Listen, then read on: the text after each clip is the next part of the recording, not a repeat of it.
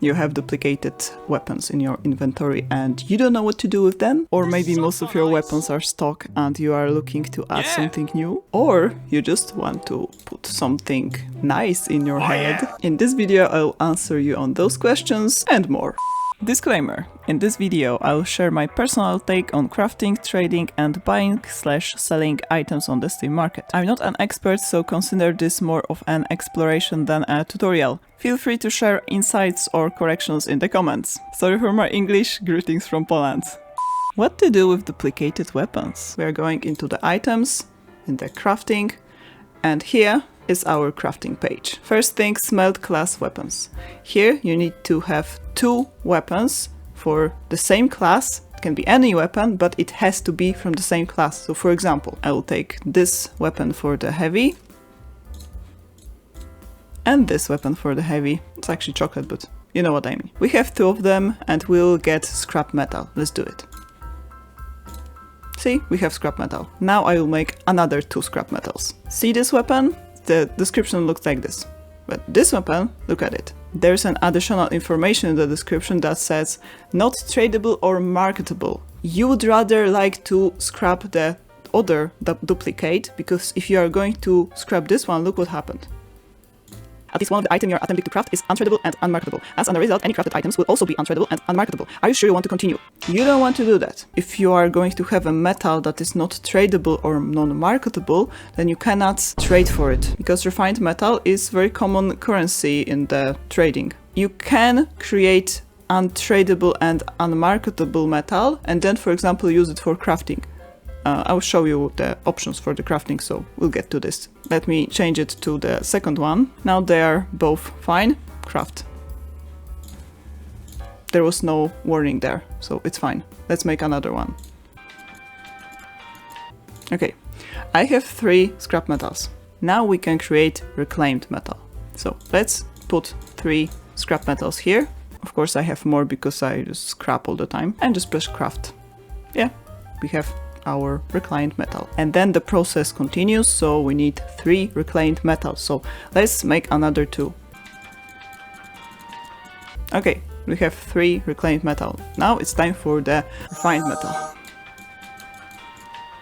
See, we have refined metal. Refined metal is like a currency for trading. Okay, we are on the Backpack.tf. This is the site that is most common for people to trade on. So I don't know if I would really go through whole of the site, but I would just show you the most basic things. So for example, here you have the tab browse items. You can browse by the item class, for example scout, and here you have a lot of items applied to the category scout, which is weapons, cosmetics, action items, like probably everything you can imagine. So let's say I want to trade for, I don't know, this one. There is a lot of tags applied to this item, and most of them is like a name of the unusual effects. There's like a strange category, which is the quality of the item, and unique is just like a basic, I would say, item. So let's say we want to buy just a basic regular hat. Let's go into unique, and here you have the whole category for the hat itself with this particular quality.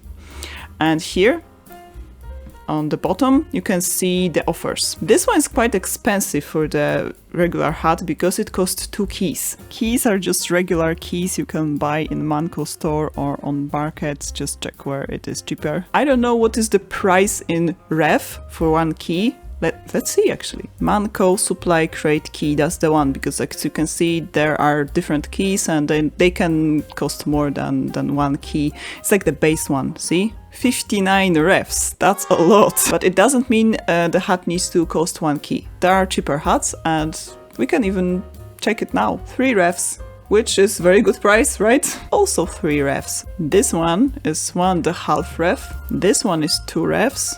This cool looking jacket is a little bit above 2 refs. This beanie is 2.5, so another good price. And guys, it's not like I am just searching for it very hard. I'm not going to spend some more time on the trading topic because I think that's a topic for a different video. I just want to show you that yes, for refined metal you can trade for hats. This information will be important in the future because I am going to show you how to create hat from the crafting. So let's jump into it.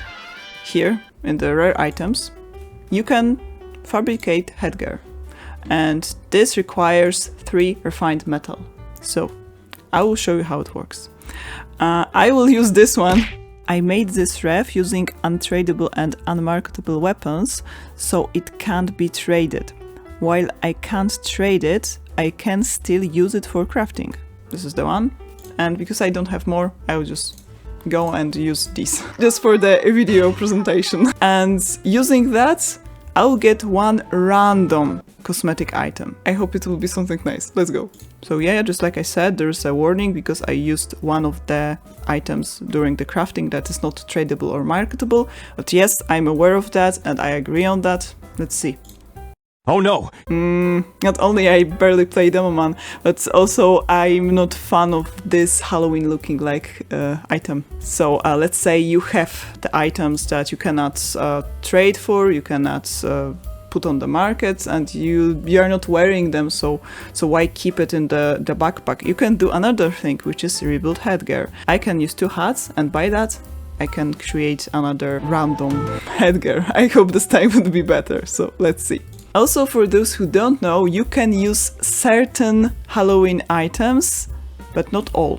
About that I created different videos, so yeah, just go and check it. I'll focus now only on the items that are not Halloween restricted. Look at this.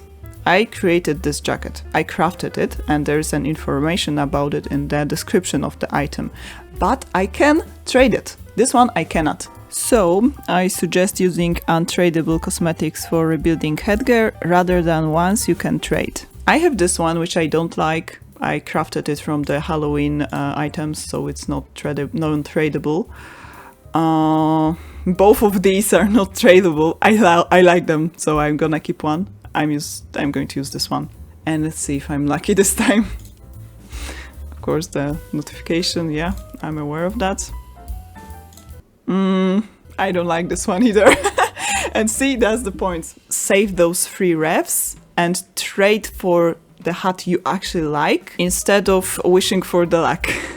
I think this option in crafting is good when you have non-tradable and non-marketable items. And that's probably only time when I'm using this particular recipe. Can create the cosmetic item for the particular class using the class token, but it costs 1 more refined metal, so I'm not sure if that's really cost effective. You can create bonk helm from it's like 1.5 scrap. If you like it, go for it. That's one of the cheapest way to get cosmetic. This blueprint is for the set cosmetics. Sometimes there is a set of cosmetics, so if you are missing, let's say, only legs, you can wish for the legs by making this blueprint. And this one goes for the strange. About strange I will make another video, so that's a totally different topic, so I'm gonna skip this for now. So how about we'll go back to the first tab. Class token is something like if you use it in some blueprints, it's like the result will be for the given class. Just like I said with the headgear for the specific class. So for this one you just need the 3 weapons used by the same class, just like when we were smelting the weapons. About the slot token, it is useful when you want to create something for the specific slot. So for example, the primary weapon. The rebuilding, it's just like the rebuilding concerning the headgear. It's like if you have something you don't want anymore, just like smelting it into something else again. And about the smelt itself, it's like going back into the previous form. So for example, if you want to smelt refined metal, you will get 3 of the reclaimed metal. The reclaimed metal will give you the scrap metal, and if you created too much tokens and you don't need them anymore, then you can get the reclaimed metal for them. There is another interesting tab which is about creating items like for example, paint train. If you don't have this weapon, you can create it. But I will show it in the browser because it's just easier to see what is the recipe and the result. So you can see the point what I'm trying to show. First thing first, the weapons, sooner or later you will get from random drops, and it's really better to wait for them to come to you instead of creating them. So for example, if you really want Mann threads, then you need to think twice, because look at the recipe. You need 1 refined metal and 1 gunboat, just a weapon. Let's say you have it. That's very expensive. And check this one, 0.05 ref. I mean, seriously, trade for it. If you cannot wait for it, just trade for it. But what if I don't have refs yet? Important, do not buy weapons from the Manco store. They are overpriced. If you want to purchase weapons, I'll explain how to do it on the Steam market later in the video. Other ways to get weapons is trying the weapon on Manco store or simply asking other players on casual matches or community servers if they can gift some weapons to you. There are plenty of kind people who will give you weapons for free or exchange weapon for weapon. You can also earn them from the achievement servers. However, from my perspective, completing achievements is quite satisfying, and ruining that fun just to get weapons that will eventually end up in your inventory through random drops isn't really worth it. Let me know in the comments if you know of any other ways to get weapons. There's also another method I personally used. Let me show you. You can buy weapons from the Steam markets. Before you will call me Captain Obvious, let me tell you my experience with reselling that weapons. I wanted to show my buying and selling history on the Steam market, but as you can see, there are quite a few pages to go through. I've been going through all of those pages, taking screenshots only of weapon listings and skipping everything else. And I did this collage of all of those listings to show you what is the difference between buy and sell. In my case, of course, prices are very different, like it depends, right? This one, for example, I've bought for 11 euro cents, and I've sold it, Polish currency was introduced on Steam at one point, so I might be maybe able to find something listed in Polish zloty only for a clear presentation. This one I've bought for 17 zloty and I've sold it for 17. I've lost like, I don't know, 5 cents. This shotgun, from the other hand, I've bought for 15 zloty and I sold it for 21 zloty.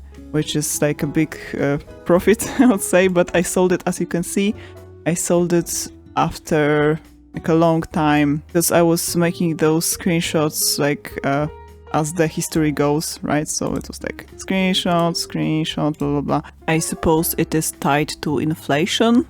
If you buy an item a few years ago and sell it later, you'll likely get more money for it as time goes on. The same example here, there's the crossbow. I've bought it for 4 zloty and after a long time I sold it for double the price. The Dragon Slayer, I see it also went a little bit on the profit. I believe that if you plan to sell weapons shortly after purchasing them, there's a good chance you will lose money on it. See, like this one I also sold quite fast and I also lost on it a little bit. And this one, from the other hand, I've bought much cheaper and also not that far away. I sold it for much more money. I'm not sure why, as I'm not expert in this field, but I've been buying weapons simply because I like their skins and because they were affordable. I still do. That's really all I was focused on. Just what I'm trying to say is that I've been treating the buying weapons as some quote-quote borrowing them, because you're not really losing money on it. At least from my experience, it's a bit like a trade-off. You make some money here, lose a little there. Even if you spend a little money on it, it's still worth it if you like colorful weapons like me, for example. You might not have refs right at the start of your TF2 journey for trading, so this is how I was able to get weapons early on. Of course, you can also buy a key and trade it for refs. If you prefer trading over direct purchases, you'll get a lot of refs for it. Personally, I see refs as just another form of currency and I prefer money over refs. Even if I would get tired of TF2, I could always sell my items and use the balance to buy other games. Keep in mind that not all tradable items are marketable. For example, unique items, those with yellow text, are generally non-marketable. However, there are some exceptions. Every ref can technically be traded for a key, which can then be listed on the market. I believe items on the market are slightly more expensive than on Backpack.tf, but I'm not an expert on this. If you have any insights, feel free to share them in the comments. Just keep in mind, this is simply what I did. It might not work for everyone and I'm not expert here. That said, I'll walk you through how to search for weapons on the Steam market. You just do it by going into the market, getting the category Team Fortress 2, search for our item, make sure there's no typos, search, and now you just click this one, price.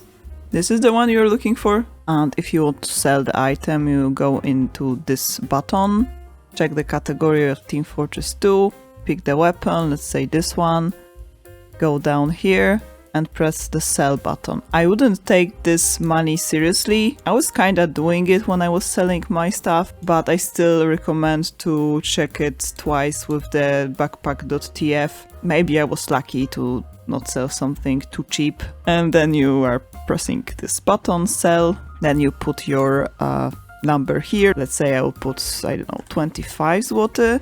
And then you will see that you will receive this money and the buyer needs to sell a bit more because it includes fees. So always take it on mind when you're selling the weapons. But let's say you don't have wallet set on the Steam and you are not the crafting person.